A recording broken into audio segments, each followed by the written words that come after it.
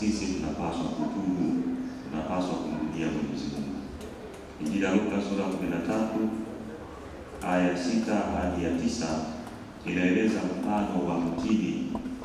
Huyu mwenye bustani anaona kwamba mti huu hauzai matunda, na hivi anadhamiria kwamba auondoe, lakini anayetunza bustani anasema kwamba ampe muda, kwamba autilie samani, autengenezee mazingira mazuri, ili basi unapozaa inakuwa jambo jema, au la aweze kuondoa. Kwa hivyo hiyo inaonesha kwamba sisi tunapaswa kutubu, tunapaswa kumrudia Mwenyezi Mungu.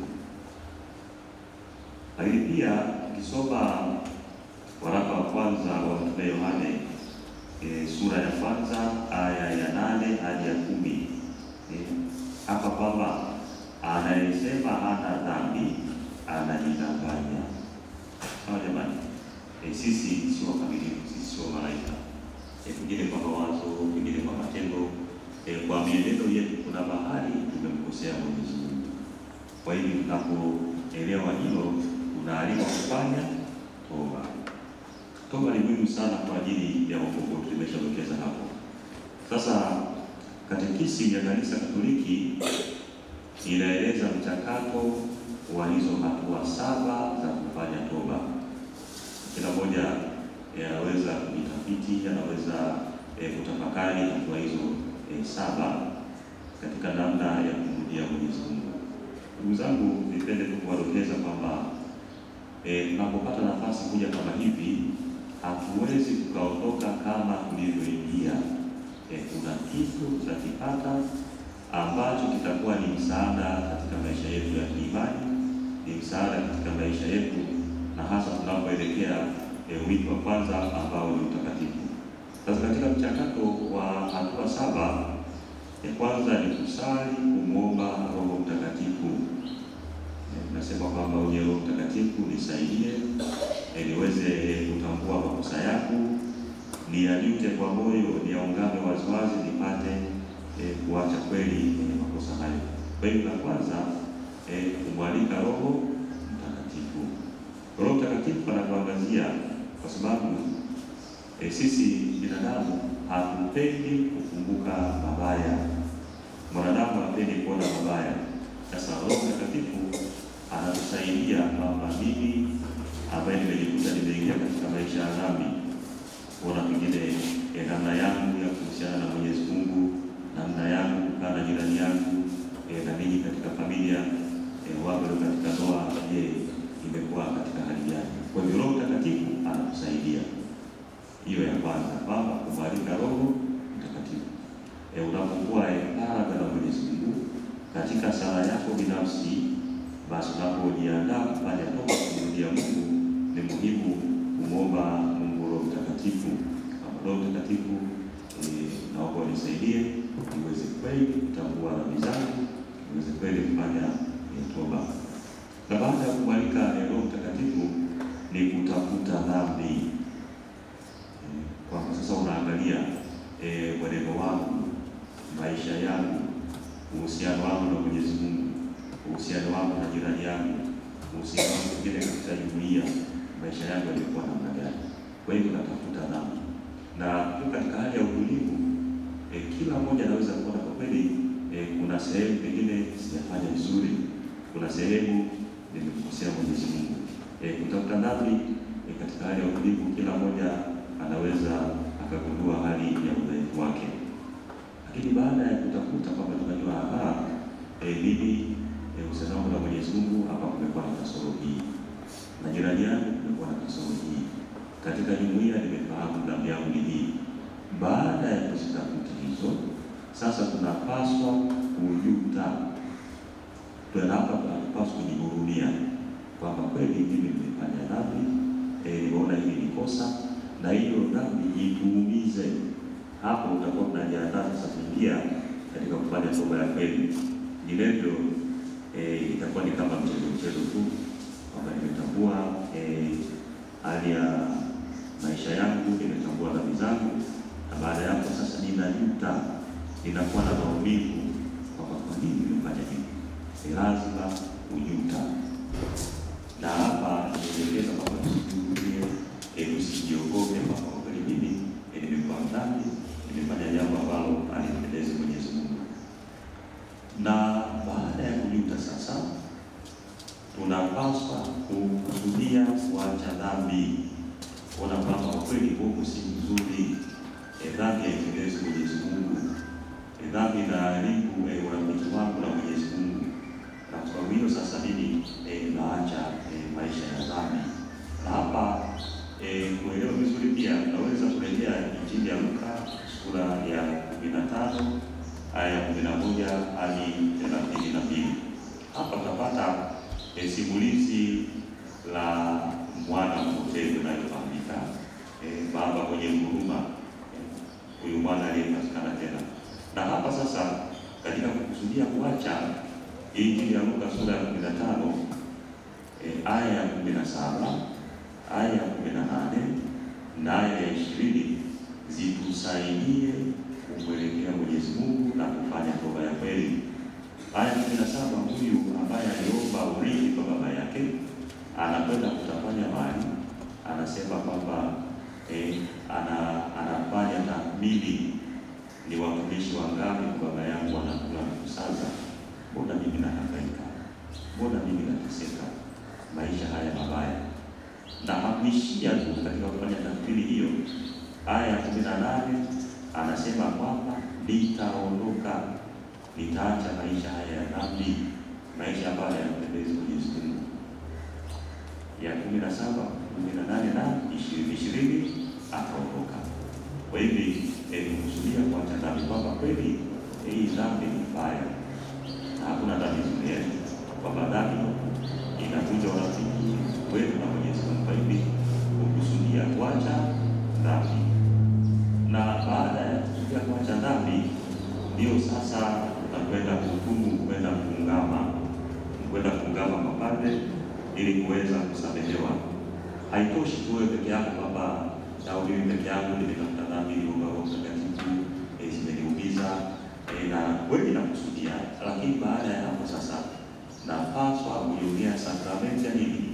Ya kitubio, kwamba kwenda kwa padre ili kusudi nipate maondoleo ya dhambi. Na lazima tuoneshe kweli kwamba tunaacha dhambi, kwa kweli maisha haya ni mabaya, maisha haya hayampendezi Mwenyezi Mungu. Na hapa tuelewe kwamba padre ni chombo cha kanisa kwa ajili ya upatanisho kati ya mwanadamu na mwanadamu, kati ya mwanadamu na Mwenyezi Mungu. Kwa hiyo mimi baada ya kupokea Roho Mtakatifu, baada ya kutafuta dhambi, baada ya kuona kwa kweli dhambi hizi nimevunja urafiki na Mwenyezi Mungu na nimekusudia kuacha dhambi na kwenda kuungama mapadre, kwa mapadre ni chombo hiko ambacho kimewekwa na Mwenyezi Mungu kwa ajili ya upatanisho kati ya mwanadamu na mwanadamu, mwanadamu na Mwenyezi Mungu. Kwa hiyo nisibaki mimi mwenyewe kwamba sasa nimesamehewa katika jina, lazima kwenda kwa nani? Kwa padre. Na ya 6 ni kupokea maondoleo ya dhambi. Padre baada ya kusikiliza atakuondolea dhambi na atakupatia malipizi, kwa basi kutokana na dhambi zako hizi malipizi yako yatakuwa ni haya, kwamba na sisi tunapopata hayo malipizi ni muhimu kwenda kuyatekeleza. Malipizi ni adhabu ya dhambi ulizojuta ukaziungama na kuondolewa. Kristo baada ya kubatizwa, kila dhambi anayotenda anapata adhabu, kwamba dhambi hiyo au dhambi hizo zinatuchafua sisi. Katika sakramenti ya ubatizo tunaelewa kwamba tunakuwa watoto wa Mungu, tunakuwa watoto wa kanisa na ndugu zake Kristo. Kwa hivyo tunapoingia katika maisha ya dhambi, maana sisi tunakuwa tumechafuka, na hivi tunakwenda kuungama kwa padre, tunapaswa kuzingatia hayo maondoleo ya dhambi. Lakini unapewa malipizi, na malipizi hayo yanaweza kuwa ni mzigo, kwamba Kristo baada ya kwenda kuungama ana hofu, anaondoka hivi hivyo, baadaye anasema malipizi haya ndio ni mzigo wangu, nimeshindwa kuyasikiza. Sasa kama ukiona kabisa hapa na kweli katika hili naomba nisaidie tuweze kufanya zungumza naye. Na anapokubadilishia au anapokusaidia katika kupata malipizi hayo, umwambie asante. Sawa jamani? Sio unaweza kuungama vingine hivyo utatoka kwenye sanduku la muungano. Vingine malipizi kwamba vimekuwa changamoto, alafu unajikuta unaendelea katika hali ambayo kwa leo ndio unaumia kwa malipizi, lakini sijaweza kutimiza. Na ukishika kutimiza sio kwamba dhambi inarudi, lakini hiyo inabaki ni adhabu ambayo sasa baada ya mwanadamu anapofariki, unajua kwamba mtu ambaye anaishi vizuri anaekufa katika neema ya utakaso, maana yeye anakwenda wapi? Mbinguni. Lakini kuna sehemu ambayo ni toharani. Sawa jamani? Toharani pale maana yake sisi tunasafishwa, tunapitia pale. Sasa ndio kama hivi kwamba mtu anakwenda kungama anashindwa kutimiza malipizi, kwamba hiyo adhabu inabaki. Kwa hiyo ni muhimu katika kipengele hiko mwambie pale kwa kweli mimi hapa napata changamoto, nisaidie, na atakusaidia. Na hiyo kupokea maondoleo ya dhambi na kutimiza malipizi wao ni ya 7. Sasa katika kutimiza malipizi ya pande muunganishi ndiyo kwamba kujitahidi kwamba kwenda kufanya vizuri, kupata malipizi haya sasa nafanya toba ya kweli. Kwa hivi kwa haraka nilidokeza kwanza kusali, kuomba Mungu Roho Mtakatifu, na pili kutafuta dhambi, na tatu kujuta dhambi, na 4 kusudia kuacha dhambi kwamba nataka kuacha kweli, ya 5 ni kutubu, ya 6 kupokea maondoleo ya dhambi baada ya kusikiliza na kupatia maondoleo, na hiyo ya 7 ni kwenda kutimiza malipizi. Japo nimeongea kwa kirefu, nimeunganisha na hii ya 6, lakini la 7 ndio kwamba kutimiza malipizi. Sasa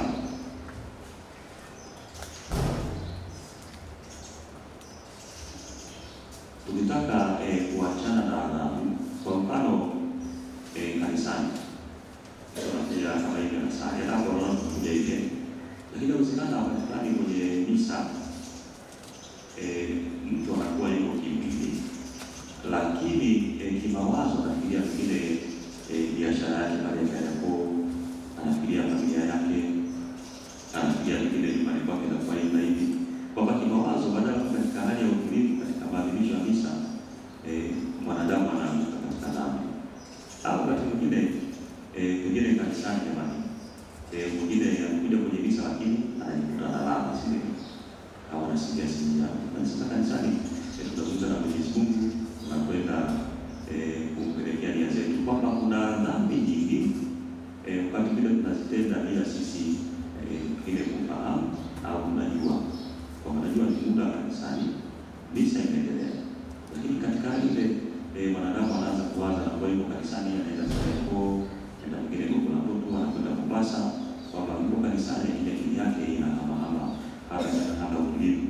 Sasa hizo adhabu kwa kuwa katika kuungama hizo kuungama nasema kwamba unisamehe naomba na zile ambazo sijazikumbuka kama sawa napata maondoleo ya dhambi.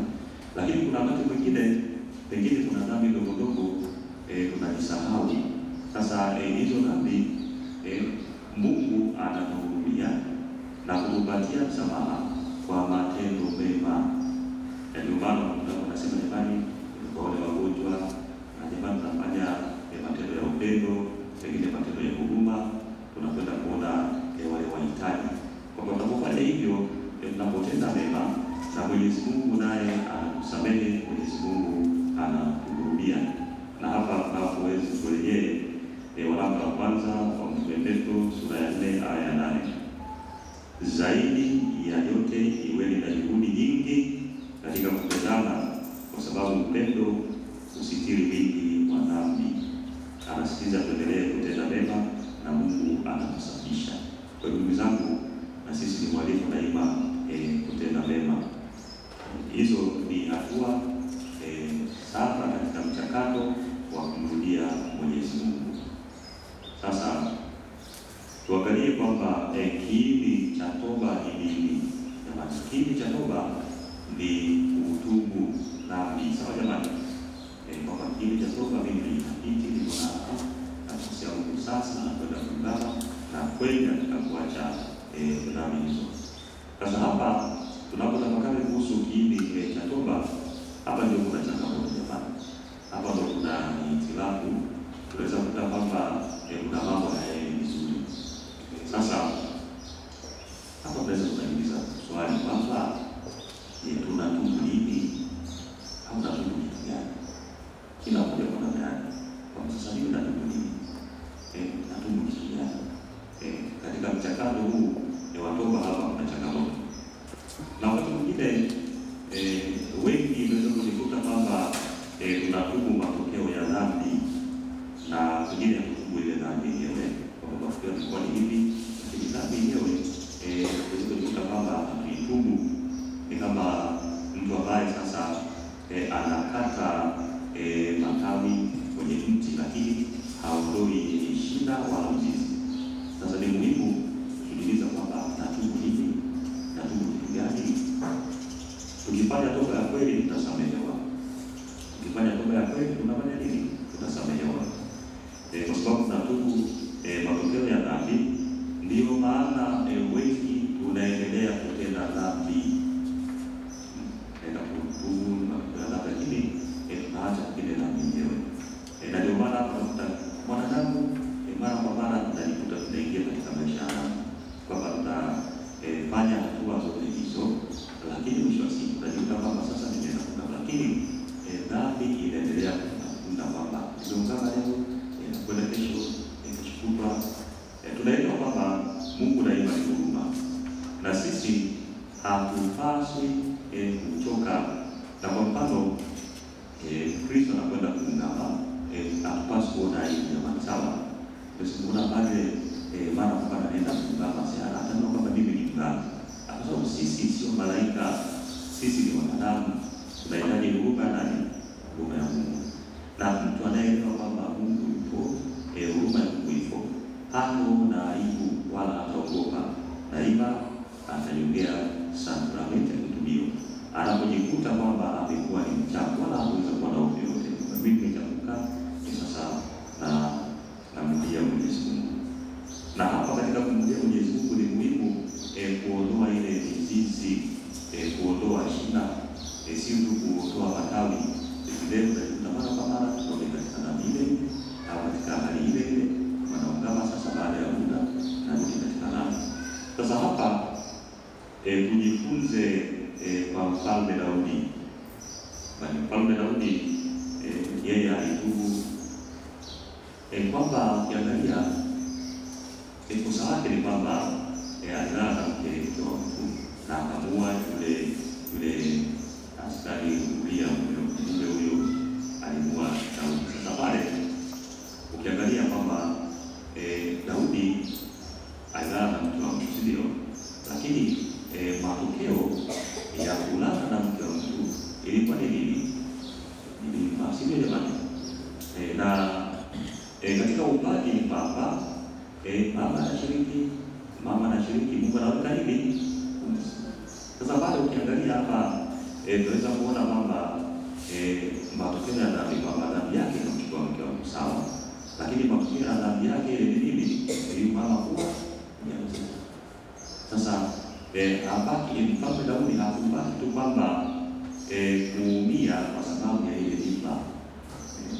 Na tukitaka kupata vizuri, tukisoma ile Zaburi ya 51 tunaona kwamba pale Daudi anamrudia Mwenyezi Mungu, anafanya toba ya kweli. Na hiyo Zaburi ya 51 bali hizi tunasali masiku kila walau Jumatano hapo mnakuwa na ratiba hiyo. Sasa kila Ijumaa masiku ya asubuhi inasaliwa hiyo pia Zaburi ya 51. Mfalme Daudi anarudia Mwenyezi Mungu.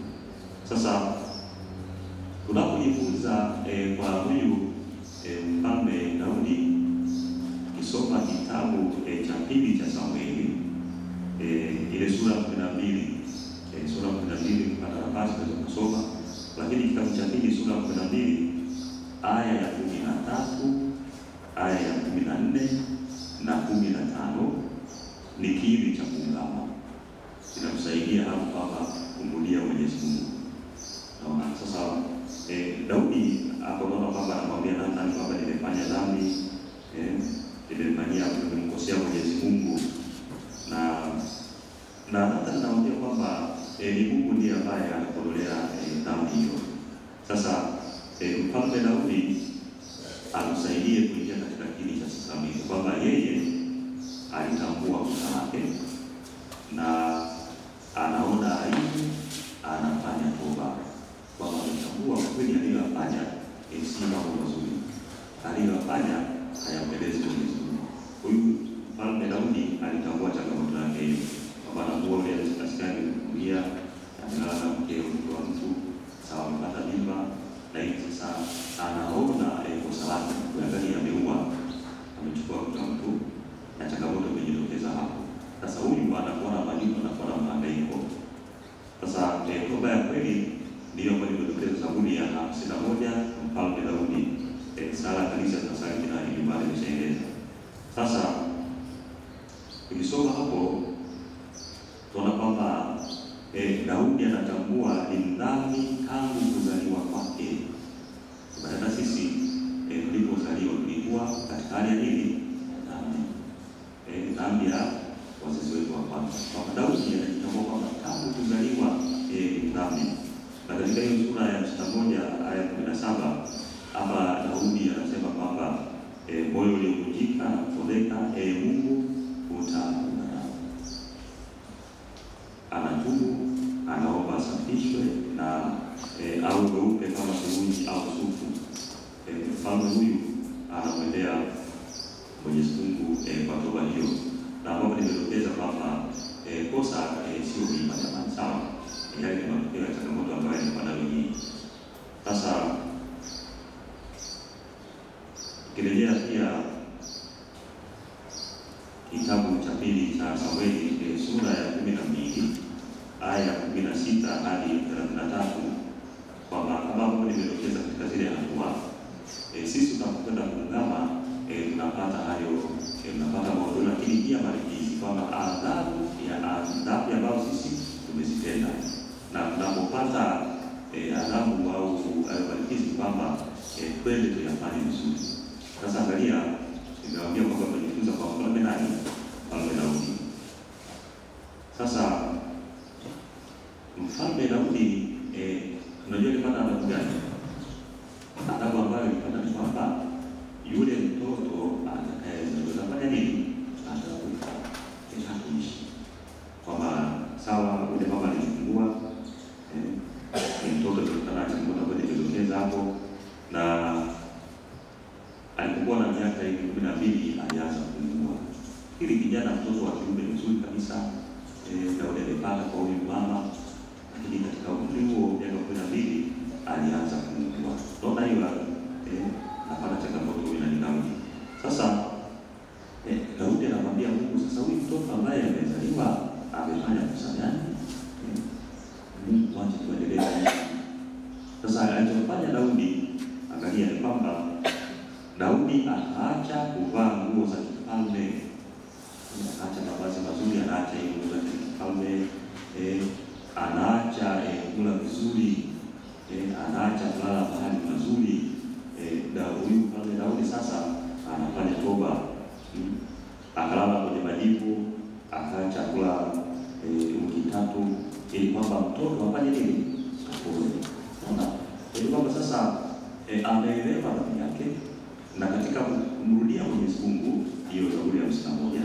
Sasa ili aendelee kupata hiyo, anaendelea kufanya toba yake, anamwendea Mwenyezi Mungu, anaacha mambo ya kifalme, anaacha kuishi maisha mazuri, anafanya toba ili mtoto afanye nini? Apone. Na hapa kazi wanaona kabisa kwamba huyu Mfalme Daudi anapitia changamoto hiyo, na mtoto anaugua, lakini mtoto alifanya nini? Alikufa. Sasa Daudi anauliza jamani, anaona watumishi kila mmoja aliuliza na shughuli zake, anajaribu kuna mtoto amekufa, anajaribu kudosa, hakuna anayethubutu kumwambia kwamba mtoto amefanya nini? Sasa nasema kama wewe baba mtu amefunga hiyo, anavaa nguo za magunia hivi, analala mahali ambapo sio yani katika kifalme, alafu mwambia mtoto amekufa, inakuwa wanangoa. Lakini Lakini baadaye anajua kwamba tumefanya nini? Amekufa. Basi anasema jamani, haya nileteni mavazi yako, anavaa, anarudi katika maisha yake ya nini? Yale. Lakini angalia, aliingia katika hali ya kufanya toba ili kwamba mtoto afanye nini? Apone. Adhabu aliyoipata ni kifo kwa mtoto. Naona. Basi baada ya kuelewa kwamba amefariki, akarudi katika hali yake ya kawaida, akaendelea na maisha. Sasa kuna mambo mawili muhimu katika kufanya toba jamani. Katika ili kupona, ili kumrudia Mwenyezi Mungu, ni muhimu, jambo la kwanza, kuwa wanyenyekevu. Sababu unyenyekevu ni muhimu sana. Unyenyekevu ndio kamili la mama. Katika unyenyekevu nitaweza kutambua mimi makosa yangu, nitaweza kujitambua hali ya udhaifu wangu, na baada ya kujitambua basi tutafanya jitihada kumrudia Mwenyezi Mungu. Sio unyenyekevu tu, lakini pia tuwe na utii. Utii kwa sauti ya Mwenyezi Mungu. Kwa kweli mimi hapa nimefanya dhambi, ili jambo halimpendezi Mwenyezi Mungu. Kwa nini nibaki katika hali ya namna hii? Kwa sababu unyenyekevu ni kama mimi mwanadamu nimetenda dhambi, nimekosea Mungu, nafanya toba ya kweli. Sasa tunaweza kuuliza kwamba kwa nini kwenda kuungama kwa padre? Maana anayeunganisha ni nani? Ni padre, sio? Maana sisi kwa padre, askofu ndio na nafasi hiyo ya kuwasaidia Wakristo katika kumrudia Mwenyezi Mungu. Sasa hapa kuna mambo ya kutafakari haya yanatusaidia kwamba kwa nini kwenda kuungama kwa padre. La kwanza ni amri ya Yesu mwenyewe. Sawa jamani? Anayeondoa dhambi ni Mwenyezi Mungu. Nimeshatokeza kwamba padre yuko bali ni chombo kwamba Mungu anaondoa dhambi. Na hapa tukirejea Injili ya Yohane sura ya 20 aya ya 22 hadi ya 25, hapa nasema kwamba naye akiisha kusema hayo akawaambia, pokeeni Roho Mtakatifu. Wowote mtakaoondolewa dhambi wameondolewa, na wote mtakaofungia dhambi wafanye nini? Jamani, kwanza ni hiyo nafasi hiyo.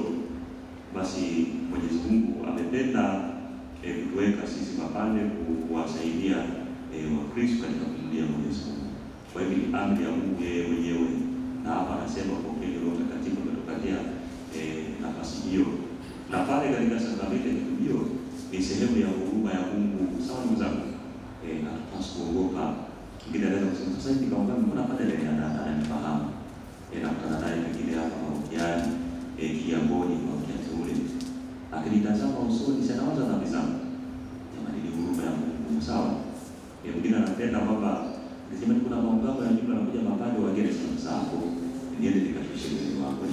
Na mtu anakuwa ni uhuru kwamba sasa ni maungamo ya padre huyu, wala kwanza anifahamu kwa sura, hajui na kukatumia gani, lakini anayekufahamu vizuri anakusaidia katika maungamo yetu jamani. Sawa?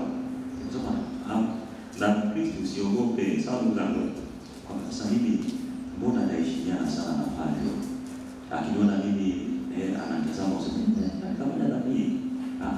Ni huruma ya nani? Huruma ya Mungu jamani. Sawa? Kwa hiyo kwanza hiyo, lakini la pili ni kutii jamani. Sawa? Kwa hiyo mwingine anasema na majivuno, kwani kuna padre mwenye namfahamu au ile kwenye kijango hiki kuna padre kwa habari. Nadhani sio nadhani kwa hiyo kwamba kuna familia wanaye padre, sio? Tena kwa mzuri hapa familia ya Sekondi Manyama sio? Sasa kwa kama anakuja hapa pengine anawaona alikuwa anasoma anakuja kwa padre, pengine anasema kuna padre namfahamu. Ni kama Yesu kule nyumbani kwao anasema na nini akubariki. Sasa namfahamu huyu. Tena familia yake namfahamu, na mzee wake namfahamu, na familia watu walio kwa sana namfahamu. Naomba huyu atakuwa ananifahamu kwa nini kaongea. Jamani, ni utii. Sawa? Katika utii hapo tunaweza kurejea kitabu cha pili cha Wafalme sura ya 5 aya ya 1 hadi ya 19. Hapa tunapata simulizi la Naama Mjemedari wa jeshi la mfalme wa Shamu ambaye alikuwa mkoma, anatafuta uponyaji. Na katika mahangaiko yake anakutana na nabii nani? Sema nabii nani? Elisha, si ndio? Anamwambia nenda kaoge mara ngapi? Mara 7 katika mto. Wewe angalia mtu mkubwa huyo, lakini anatii. Anakwenda kuoga na anapata uponyaji. Sasa ndugu zangu, katika hali ya utii na sisi tunasema jambo mbona pale na fahamu, mbona namjua huyu? Ni utii jamani, sawa? Kwamba tunajitambua tu wa dhambi, tusiogope. Na pale tunajua ni huruma nani? Huruma Mwenyezi Mungu. Kwa hiyo ni utii. Lakini pia la tatu, kwamba dhambi tunazotenda hapa, kila mmoja anaweza kujitafakari. Hata kama kuna dhambi unaitenda hata chumbani mwako wewe mwenyewe, hakuna anayejua. Kwa kukaa kibali unadhani unajua dhambi kwa nini fanya nini kama mimi. Hata hakuna mtu anayejua. Lakini hiyo dhambi inawaathiri watu wengi, kundi kubwa. Jamani, dhambi unafanya mwenyewe, sisi tunafanya sisi wenyewe. Hata kama unajua kabisa hakuna aliyetuona, ni Mungu ameniona, niko kibali pangu au niko sika. Nafanya dhambi mimi mwenyewe. Kwa dhambi hiyo inaathiri pia wengine. Sawa jamani? Unaweza kuuliza sasa, inaathiri wengine kwa maana hiyo. Hapa naomba tueleze vizuri kwamba hao wengine wanaathirika. Tusome waraka wa kwanza wa Paulo mtume kwa Wakorintho sura ya 12 aya 12 hadi 30. Jamani, hapa anaeleza kwamba sisi ni mwili wa nani? Wa Kristo. Sawa? Katika viungo, si ndio jamani? Kwamba pengine tafakari kwamba mwingine mkono, mwingine shingo, mwingine sikio, jicho. Ili kwa mfano unapopata jeraha kwenye kidole, hata kidole kimoja tu, nadhani mwili mzima unapata changamoto, si ndio? Na nini ndio au sisi tunafanya kazi pale kwa sababu kidole changu kufanya nini? Ndio. Au mkono wangu kufanya nini? Kuna changamoto. Kwamba maumivu yale ya unapopata shida kwenye kidole, sio tu kidole, ni mwili mzima. Na sisi tunaelewa hapa kwamba yani hata ile dhambi kwa nini tunakula kwa sababu ni hiyo kwamba sasa angalia kama ni mkono au useme ni kidole au niseme ni sikio, tunapata changamoto, tunaumia, tunapata matibabu, si ndio? Na maumivu yale ni mwili mzima. Sasa Mwenyezi Mungu ametupa nafasi hiyo kwamba akatujalia katika kanisa mapadre tuko sisi. Sasa badala ya Kristo utoke hapa uende kwenye dunia, jamani nilifanya dhambi naomba mnisamehe, uende si Manzese, uende si kwa Boto, uende hata kwenye Canada, nchi yote ile, kwa sababu sisi tuliomba kusura na mfano nani? Mwenyezi Mungu. Sasa inapoumia kidole kimoja, si tu inabaki hapa, ni mwili mzima. Tunachukua tunaelewa. Sasa ukisoma hii sehemu ndio inaelekeza kwamba sisi ni mwili wa Kristo, kwamba dhambi inayotenda sio kwamba mimi tu, lakini na watu na wengine. Sasa badala ya kwenda kuomba msamaha, nani naomba nisamehe. Kwanza fikiri umetenda dhambi. Unakwenda kumwambia rafiki, bwana sema mimi nimefanya dhambi hii. Mbona nisiali kwanza?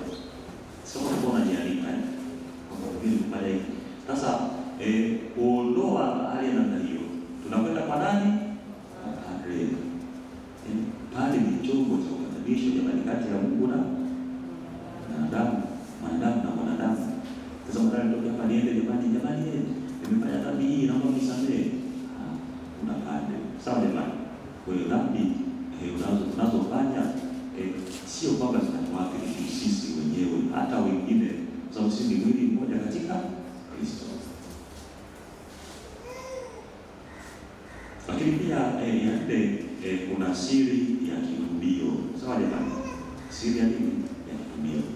Na hapa nikueleze, hata unapoonyesha kwamba kweli nimetenda dhambi, nimekuwa dhaifu, unakwenda kuungama, hata kama pengine tunaheshimiana, tunafahamiana, lakini siri ya Biblia inabaki kuwa ni siri jamani, sawa? Usikiri kwamba sasa mimi nimeenda kuungama pale na baadaye hivi ananiangalia, ananitafakari hivi, mbona kama Biblia inasema zaidi.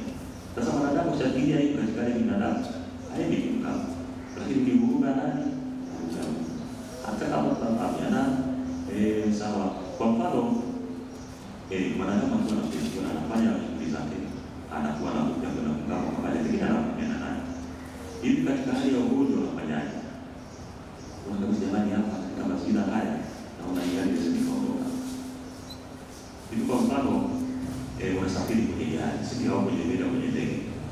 Alafu unajua kabisa kwenye safari yako unasafiri na pande utajisiaje? Kama kuna habari kana kujali. Nani ndio ili kama unaona baada ya safari likitokea na kutokea napata msaada. Ingawa wakati mwingine pale kufunga na kwa Mungu. Kwa jamani kuna siri ya kitumio, sawa? Ni kwamba sisi tu wadhambi. Sasa angalia Mungu anatuthamini, si ndio? Mungu kwa mfano kama ilikuwa tunapotenda dhambi nyingi, Mungu anatuanika. Hivi ndisikiaje? Au kwa mfano jeni Yesu alikuwa hivi dhambi, kwani dhambi ni dhambi, sio? Lakini watu wanafikiri kwamba dhambi inaonekana kama ukitenda dhambi kubwa ni dhambi gani? Tunafikiri dhambi gani jamani? Katika zile amri 10 kwa Mungu. Kivunja amri gani? Au kivunja amri gani? Haya tunakuwa kwa hiyo neza. Nyingine ina shida hapo na itamka wengine. Sasa kwa mfano ya shida sio? Fikiri kwamba ingekuwa mtu akitenda dhambi hiyo anatoka na jibu kubwa kwenye kadi ya uso wako. Alafu hilo jibu linaondolewa ukiingia kanisani Dominika. Na pale kusema ndio linapotea.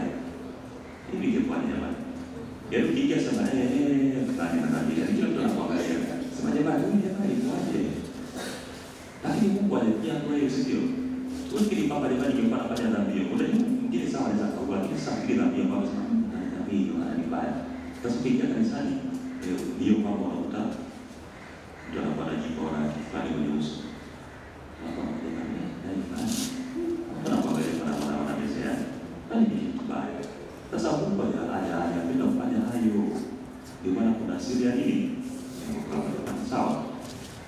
Zamani hizo kwa katika mchakato wa kumrudia Mungu ilikuwa kwamba kwa mfano kanisani hapa sisi kuja kuingia kwenye kwamba kuna mavazi walikuwa wanapewa kwamba wale ambao ni wawali na yao na walikuwa na kasi zao kama ni mwizi na kasi zao. Lakini unaona kwamba au unajua kabisa umeibiwa kwa Mungu, sio?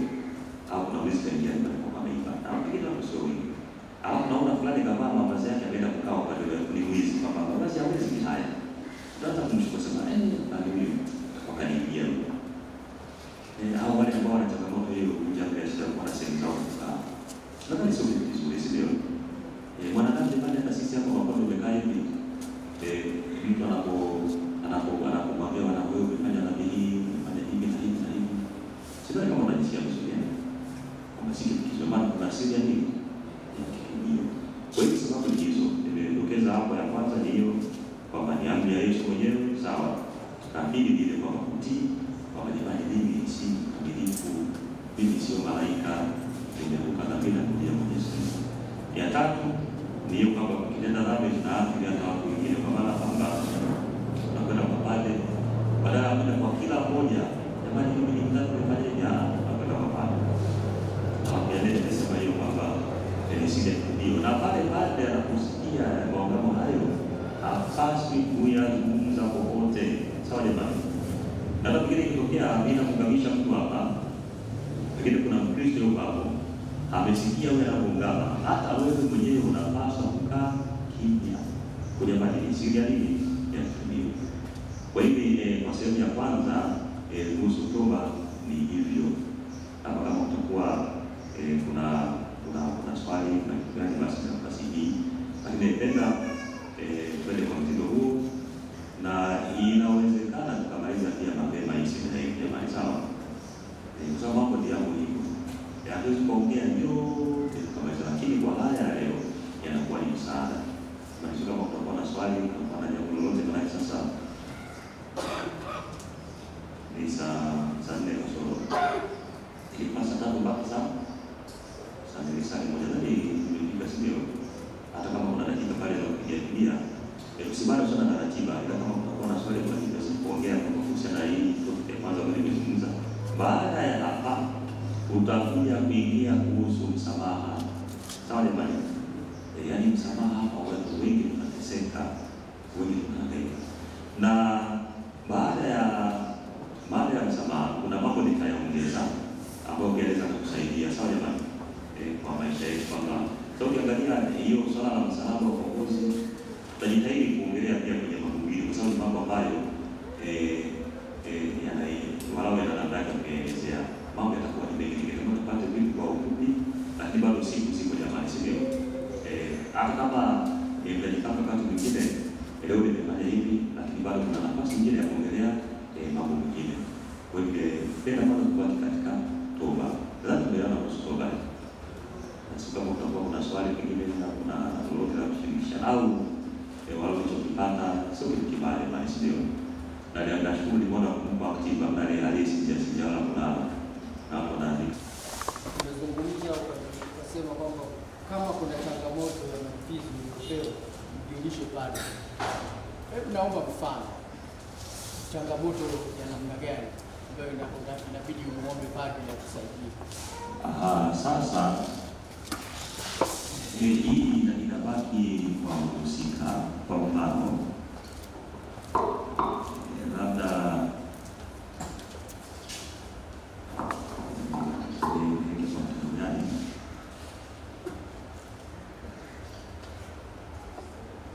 mfano iko mimi sasa nafikiria walau maana kitabaki kwa wewe kwenda kuungana pale kwa kweli katika hali hii. Naomba unisaidie. Tunafikiria namna ya kuiweka hiyo uweze kuelewa. Kama kuna mimi na swali tutarudi kwa baba sawa. Tumsifu Yesu Kristo. Kwa jina naitwa Ladislaus Magagara kutoka Jinyamba Kizito. Swali langu kwa baba ni kwamba hapo nisipoelewa ni kwamba katika Waebrania anasema kwamba wakati Ibrahimu anatoa sadaka na Lawi alikuwa kwenye viungo yake anatoa sadaka. Sasa sisi tunawazaliwa na wazazi wetu ambao wametenda dhambi. Hizo dhambi nazo tunahitaji kuziungama na wazazi wetu kwa sababu mababu na mababu walikuwa wanatenda dhambi ambazo zilikuwa kwenye viungo vyao. Hilo swali la kwanza. Swali la pili umesema kwenye Waebrania hiyo sura ya 9 mstari wa 27 anasema kwamba baada ya kufa ndio hukumu ya Mungu. Sasa nilikuwa naomba labda ifafanuliwe wanaoenda toharani ni wenye dhambi zipi ambazo kuna dhambi nyepesi ambazo zipeleka toharani au ni dhambi za aina gani? Tumsifu Kristo. Nadhani mnaweza kuelewa kwa mfano. Tunasema baba na mama wanafunga ndoa sio? Maana hao wamepata kufunga kwanza kwa kitu batizo ndio paimara na ndoa. Sasa tunakuja kama wanafunga ndoa katika nzuri, kwa nini mtoto anayezaliwa naye apate sasa mwili wa batizo? Kwa mfano hiyo kwa sababu si pia kwa jamani kila mwanadamu ana roho sawa, kila mmoja ni roho. Kwa hivyo ile kama kusema kama ndio nimekuza vizuri kwamba tunapokwenda kuungama ni zile hali ambazo baada ya kuomba Mungu mtakatifu, baada ya kusimama na kuona kwamba kweli mimi nimefanya hii kosa, sisi tunakwenda kuungama na mzee sisi wenyewe. Kwamba hata wakati fulani tunawasaidia Wakristo, ndio maana tunakwenda kuungama tunakuwa wazi. Unakuja kwa maana ni wewe, usema wewe na Mwenyezi Mungu, wewe na jirani. Lakini hatuwezi kuungama kwa ajili ya dhambi ya fulani. Kama nimeelewa. Kwamba mimi naenda kamili kama mimi mwenyewe na kwenda kuungama, nimeamua kwenda kufanya kosa hili, Mungu naomba unihurumie. Mwingine hiyo kama anasema na nini na kwa nini hakuna kwa ajili. Sio kama nimeelewa. Kila mwanadamu ni roho, mwili na nafsi. Sawa jamani? Kwamba katika nafsi unasema tunaonja furaha na mahujalia. Na ndio maana Yesu anasema njooni kwangu ninyi nyote msumbukao na wenye kulemewa na mizigo yangu kuanzisha. Anakualika kujifunze kwake na anasema kwamba mimi ni mpole na nyenyekevu na nitapata raha na msimu. Alafu mwili unarudi katika nini? Udongo.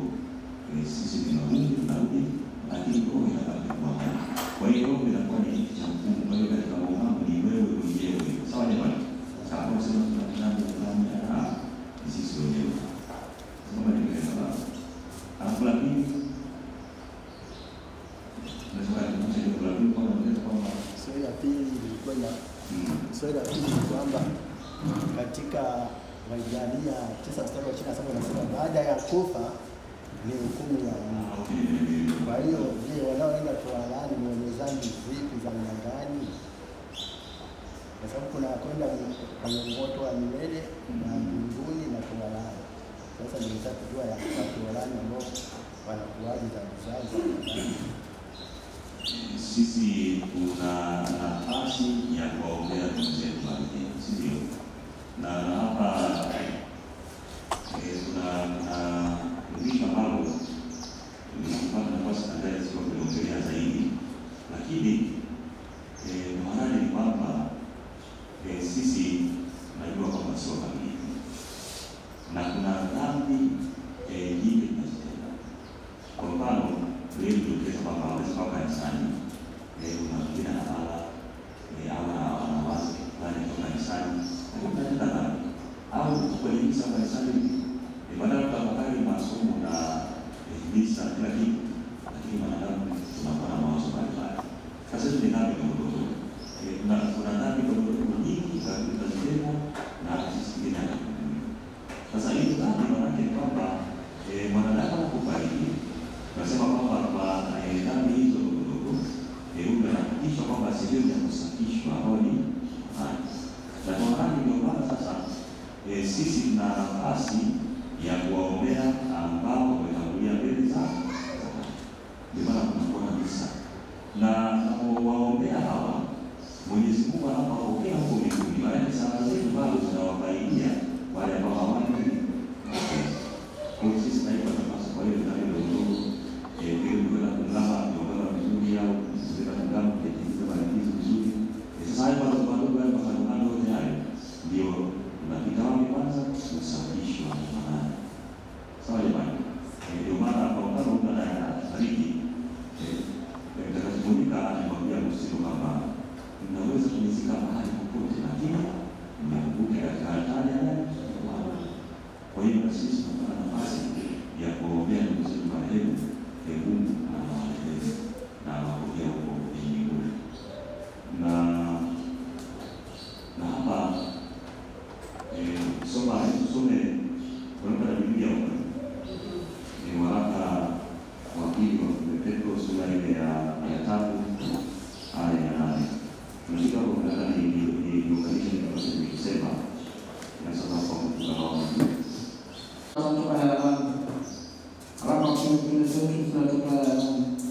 Lakini wapenzi, msisahau neno hili kwamba kwa Bwana siku moja ni kama miaka elfu na miaka elfu ni kama siku moja. Neno la Bwana. Kibinadamu ukiangalia kwamba siku moja na masaa ngapi? Sasa angalia hesabu ya siku moja ni kama miaka na miaka elfu ni kama siku. Sasa hapa kuna watu walishafariki miaka mingine 50 iliyopita, si ndio? 70 iliyopita, tunawaombea kwamba sisi tunafungwa na wakati kwamba kwa Mungu ni tofauti. Hata kama alifariki kwa mfano miaka hiyo 70 iliyopita, kwa hesabu hii ukiangalia kama ndio amepata kumbe alifariki sekunde 0.07. Sio unaiona hiyo. Katika moja miaka 70 iliyopita, lakini kwa Mungu kama hiyo ni sekunde 0.07. Kwa hiyo hapa nataka kuonyesha kile kitu kwamba daima sisi tuwakumbuke hao ndugu zetu. Sawa jamani. Bila kuna miaka 20, 10, 70 daima kwa. Sio kama nimeimba swali baba. Daima tuendelee kwa kwa kwa. Kwa swali hili. Haya mama.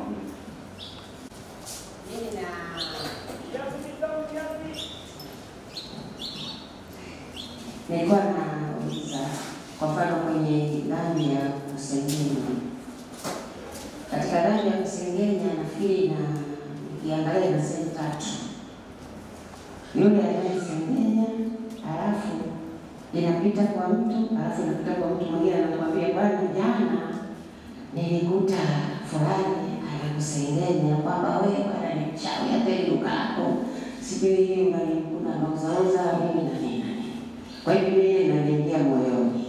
Ikiniingia moyoni, sasa yule ameniambia, nikienda kumwambia yule mtu wa kwanza, inakuwa sasa nini? Ni ugomvi. Ikirudi kwa huyu hapa, tayari yule ameshapata lawama ya kufikisha yale masengenyo alikuwa anaongea kuyafikisha kwa mtu mwingine. Sasa mimi ile linanikaa hapa. Sasa nikiungama ninatakata vipi? Kwamba nikienda kule kwa yule utagombana. Na huyo atasema na wewe unaenda tena kukichongea kule. Sasa hichi ni kitu gani? Sasa mimi nimelipata, lakini sasa nikiungama sasa ninapata maondoleo gani? Asante.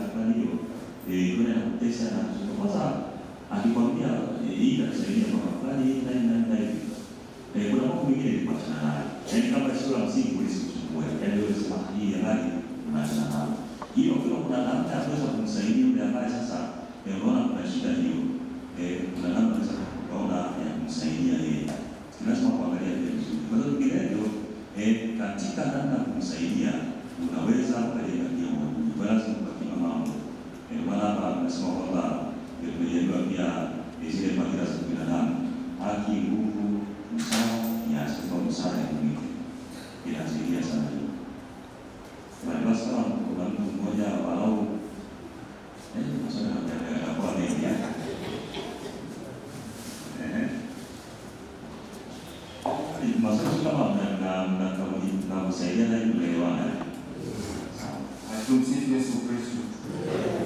Swali langu ni kidogo kwamba napokuja kuungana ikawa moja kati ya dhambi nilizotenda ni labda kuiba, wizi, na nimemwibia mtu na mfahamu kabisa, kumrudishia na kwenda kuomba msamaha mpaka iweze kuwa sehemu ya malipizi, au nikirejea swali la muumini pale aliuliza mwanzo kwamba pengine nimemwibia mtu na kwa hiyo kile kiwango nilichoiba nikitumia sina tena, kwamba pengine katika malipizi ambayo inakuwa ngumu kutimiza, mojawapo inaweza kuwa hiyo. Unajua ni sema ambayo ina upekee wake kwa system na fulani. Kwa hiyo kuna mali mwingine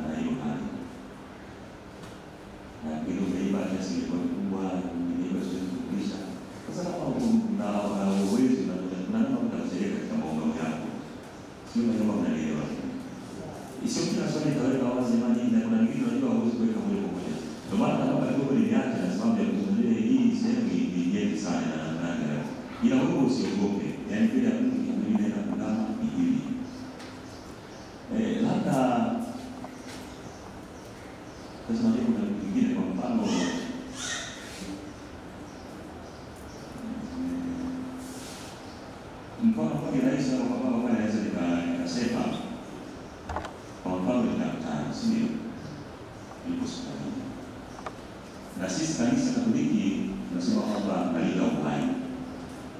Na sio tu daktari au mtu anakuwa na nafasi yake, lakini anafanya biashara iliyotiliwa. Ila kwa daktari katika msundani mfano ambao inaweza kuwa ni msaada kwamba huyu daktari amefanya kazi ya kwanza, amefanya kazi hiyo kwa muda fulani, au katika mambo yake pengine yuko kijiji anakuja kungama na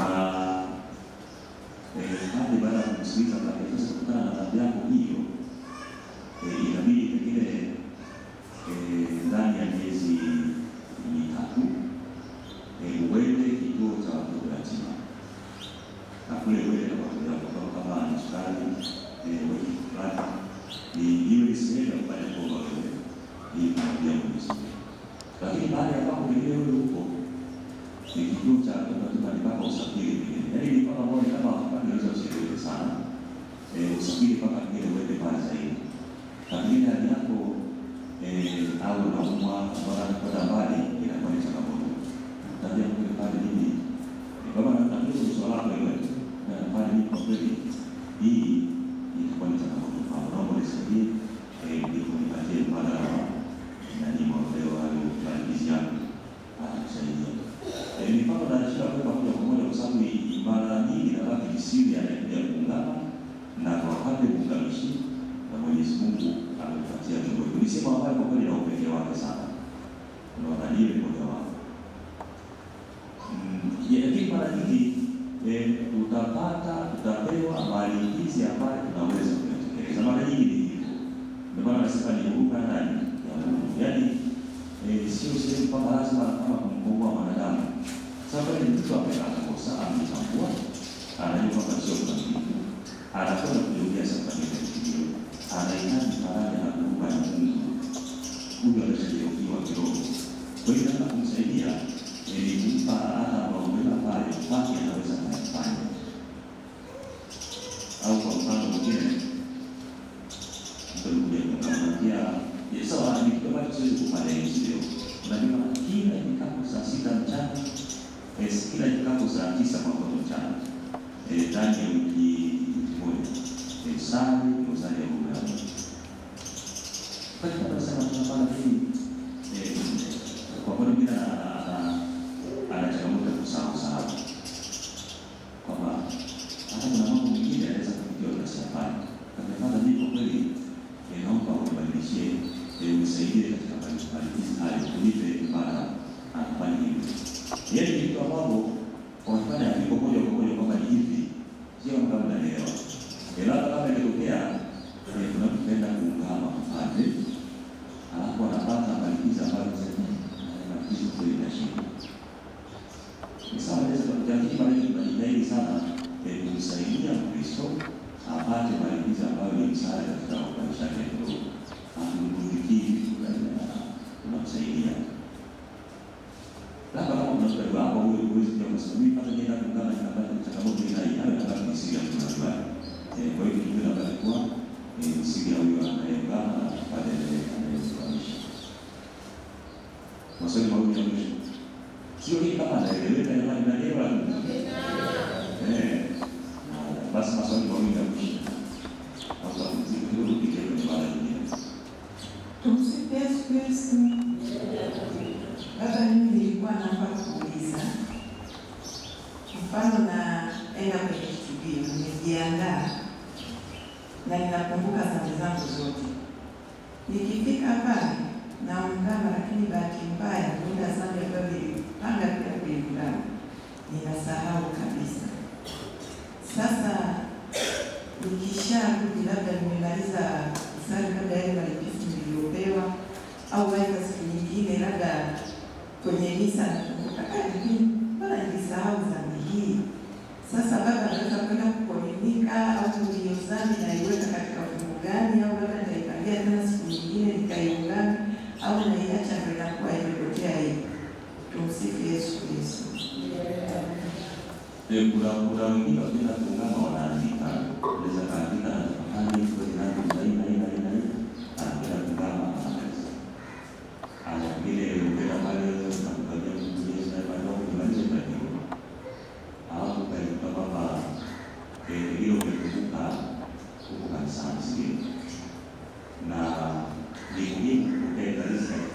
ya neema ya nini ya kutakaswa. Kwa hivi unatamani kupumzika, lakini unakumbuka kwamba kweli kuna dhambi iliyoungama. Mungu anaona nia yako, na shida ya dunia ni kwamba ukikaa hivi wanachukia. Na hapa wengi tunapenda kwa sababu ya mazoea.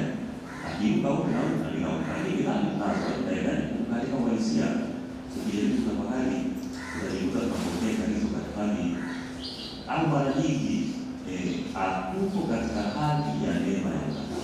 Mara nyingi kwa hivyo tunapojiangalia kwa kwamba ni kweli hii mambo inafanya na umekumbuka ukubashani katika mlango ni neema kuna hata kusudi kwa kile kizuri zaidi kwa kweli nimekumbuka na mimi ukienda kuungana unafundika.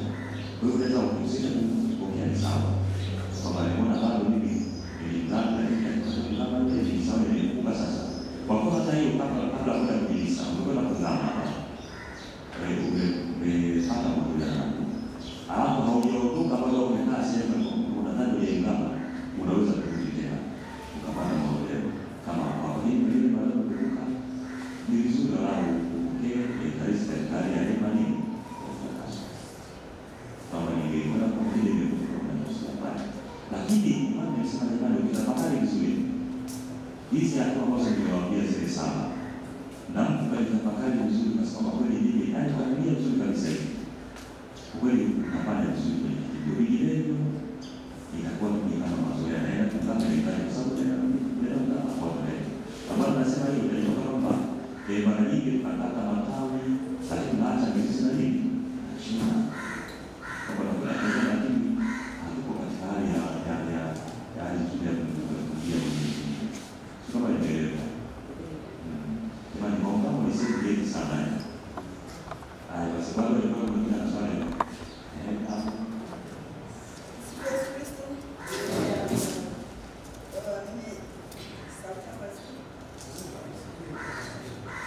Tumsifu Yesu Kristo.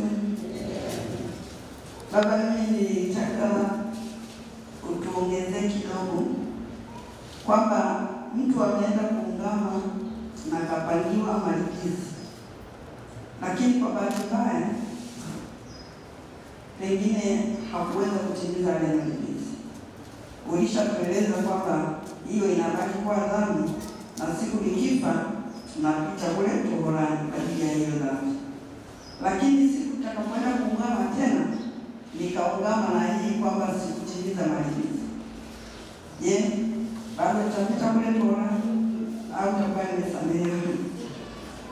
Baba, lingine nilitaka kuuliza hivi,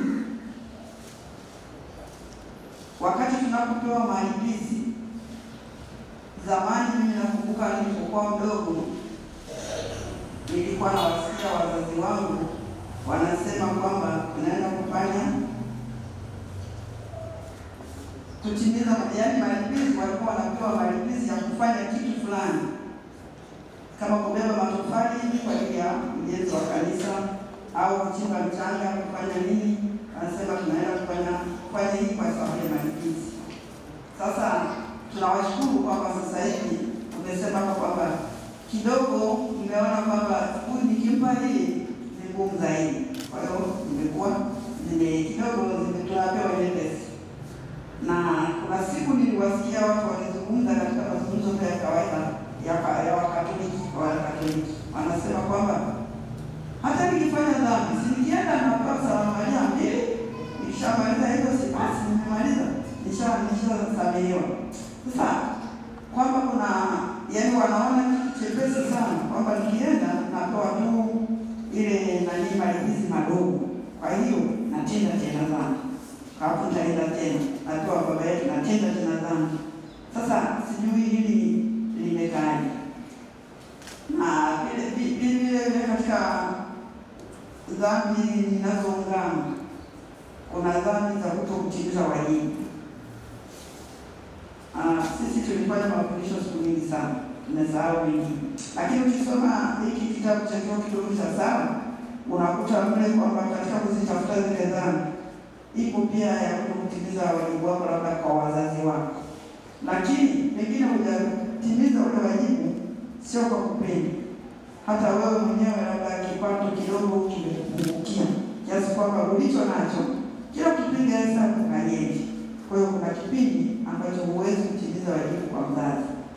Je, ni lazima niungame kwamba ni dhambi? Tumsifu Yesu Kristo. Na wazazi wetu na ndugu, hiyo kwa mfano kutimiza wajibu na mambo mengi na nyumbani.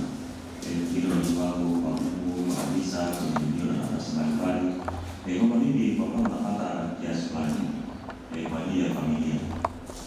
Pale ambapo unaweza kusaidia nyumbani, unaweza kusaidia. Lakini kama ninakubana hapo kosa ndio unaweza kupata kwa kosa inakuwa wapi.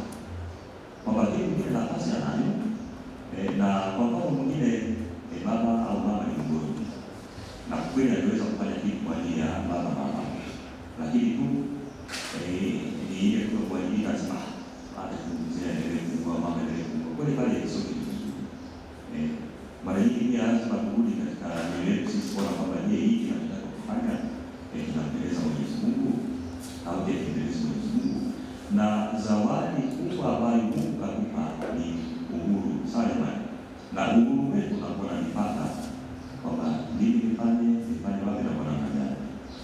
Hata hiyo kwa mfano anasema kitabu kama Salabalia mbili kuna nafanya tena maana huyu anatetea sana mwingine kwamba haelewa maana hiyo haelewi. Kama anakwenda tu kwa mfungo kama watu na Biblia, lakini anapoelewa maana ya Salabalia hiyo na kuzingatia hilo kama nilivyodokeza, kwa kweli ukitafakari vizuri unafanya toba yako wewe. Na vinginevyo hapo utakuta wengi hawafanyi toba ya kweli na kwa ni mazoea tu. Na kanisani basi ndipo lakini kwa kweli kumrudia kufanya toba ya kweli kwa kweli ni changamoto. Na hiyo kama nimepata vizuri kuhusu malipizi kwamba umeshindwa kutimiza malipizi fulani, unakwenda kuungama upande, unamwambia pale kwa kweli hivi kitu cha mwisho tunafanya hii na hii anakusaidia katika malipizi. Lakini jamani, sakramenti hiyo inabaki kuwa ni sisi na Mungu pia na namna utendaji wetu. Ni ile ambayo kweli tunatusa kiroho moja kwa moja. Sio vile tutakuwa kama mchezo pale. Kwa mfano karibia Pasaka, sio? Au karibia Christmas. Kuna muungano wa nyumbani.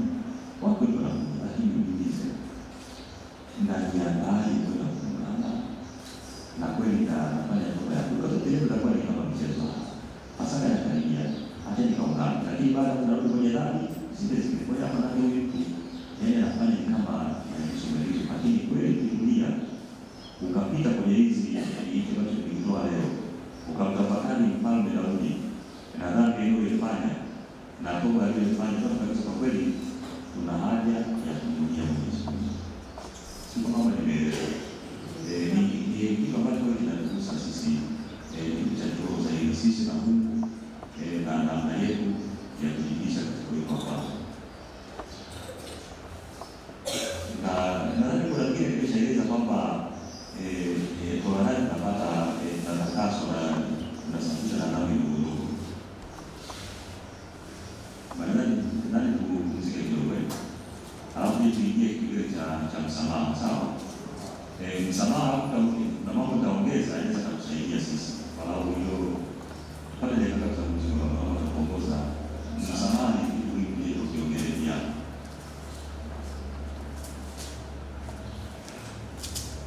Tumsifu Yesu Kristo.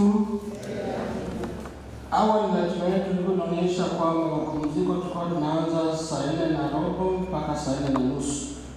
Sasa hivi naona ni saa 4:30, kwa maana hiyo robo saa kuanzia saa hivi ndio tumeshamaliza na tunarudi hapa. Alafu kwa sababu kuna baadhi yetu tunaweza tukatumia aidha dawa, kuna vimaji kidogo pale na vile vile pipi kama mdomo umeshachacha unaweza ukapata pipi pale alafu tukaendelea na Tumsifu Yesu Kristo.